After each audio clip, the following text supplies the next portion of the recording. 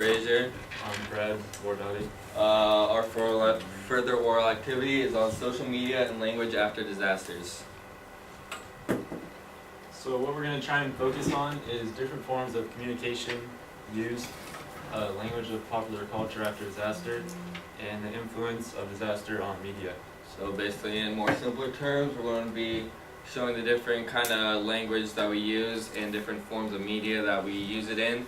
We're going to be showing how language is changed or altered, or how people think about what they say before they say it after disaster. Alright, so we're going to start off and just kind of explain some forms of language and media. And we're going to start first with music. And music was the first method that came around. It's been around for many centuries. And there's many different methods in music, like genres, such as like hip-hop, pop, and rap and stuff. And the music uses lyrics made by the author, I guess, or singer, songwriter, to express like their emotions, to get a point across, to send a message through the use of their lyrics, and that eventually can be played on the radio. The radio was the first device that could operate through like broadcast, and so everybody in a nation could hear the same person talking at once. So it was the first time. This was sort of revolutionary. Broadcasters could show sporting events, music. You could tell stories over the radio, and a lot of news was broadcasted. And the next that came around would be the film industry. And the film was kind of a big deal because it first started off without sound, so people would just kind of be watching film, and it would be hard for the director to get a point across. But when sound came into the movies, directors could really influence an audience and make them think certain ways through the use of the language in their scripts, and by the actors they used and actresses to really influence the audience. And film eventually would be able to be shown on television. Television was the next line in technology that we use now. It offers newscasters where you can actually see them live news. You can see them, so it offers a new sense of not just voice, but you can see their facial expressions, how they react to different news, and how they not only speak it, but how they tell it in front of a group of people that are watching you.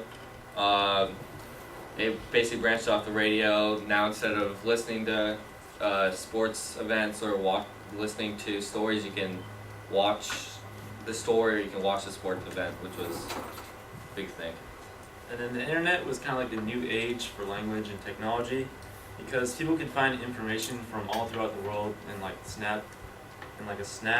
And it had its good and its cons, because good side, you could find information, it was made life a lot easier, but bad, people could be influenced off the internet in bad ways. The news could get on the internet and have biased point of views towards people, and the internet would bring about social media. Social media is the last step, where we're at currently. Information moves so rapidly. You can access something that happened from one second ago all the way on the other side of the world. This is good and bad. A lot of graphic stuff comes up, or stuff written that might not be appropriate can come up, but you can also find out news very quickly. So we analyzed popular culture in the aftermath of 9/11 by Teresa Wiltz, which you actually read out of the Language of Composition.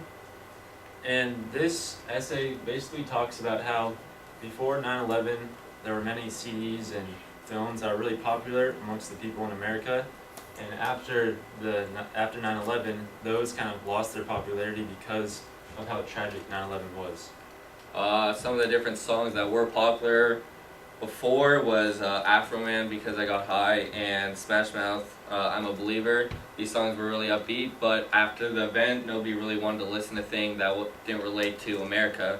So songs like Whitney Houston's Star Spangled Banner and Leah Greenwood's God Bless America became extremely popular. An all-star cast such as Bono and Jermaine Dupri remade What's Going On to benefit survivors.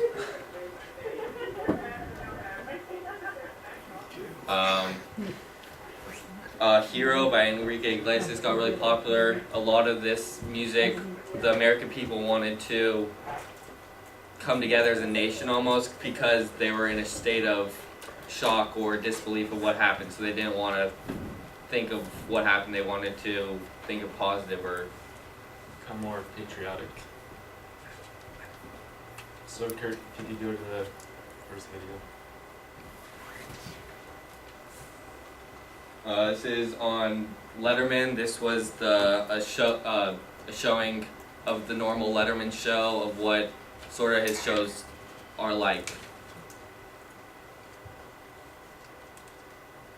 Our next guest is the subject of a new film entitled Borat, Cultural Learnings of America for Make Benefit Glorious Nation of Kazakhstan. It opens November 3rd. Ladies and gentlemen, here's the one, the only Borat.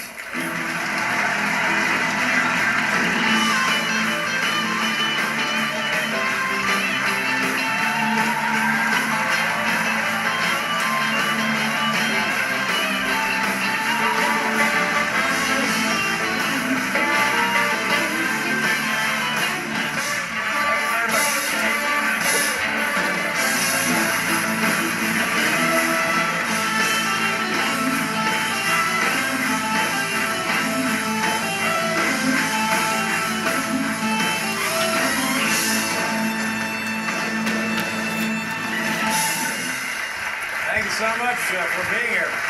Well, it's very nice to be here. Okay. Welcome to the show. Welcome to our country. Tell us a little bit about yourself and about where you're from and what we really ought to know.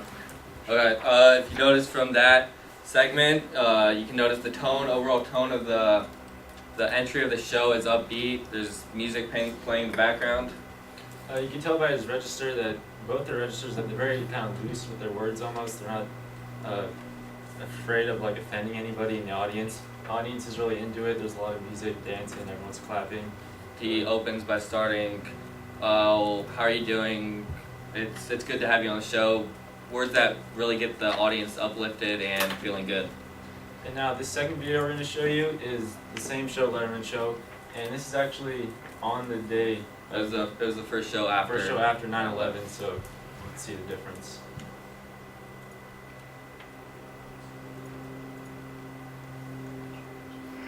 Welcome to the Late Show. This is our first show on the air since New York and Washington were attacked. And I need to ask your patience and indulgence here because I want to say a few things. And believe me, sadly, I'm not going to be saying anything new. And in the past week, others have said what I will be saying here tonight far more eloquently than I'm equipped to do. But if we are going to continue to do shows, I just need to hear myself talk for a couple of minutes, and so that's what I'm going to do here. It's terribly sad here in New York City. We've lost 5,000 fellow New Yorkers, and you can feel it. You can feel it. You can see it. It's terribly sad. Terribly, terribly sad. And watching all of this, I wasn't sure that I should be doing a television show because for 20 years we've been in the city making fun of everything, making fun of the city, making fun of my hair, making fun of Paul. Well, so to come to this circumstance that is so desperately sad, I don't trust my judgment in matters like this. But I'll tell you the reason that I am doing a show and the reason I am back to work is because of Mayor Giuliani.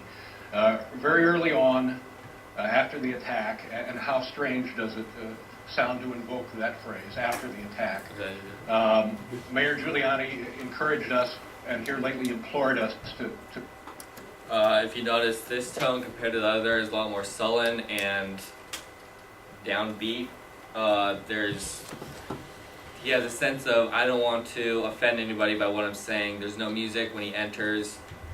The crowd's not into it at all. There's no guest.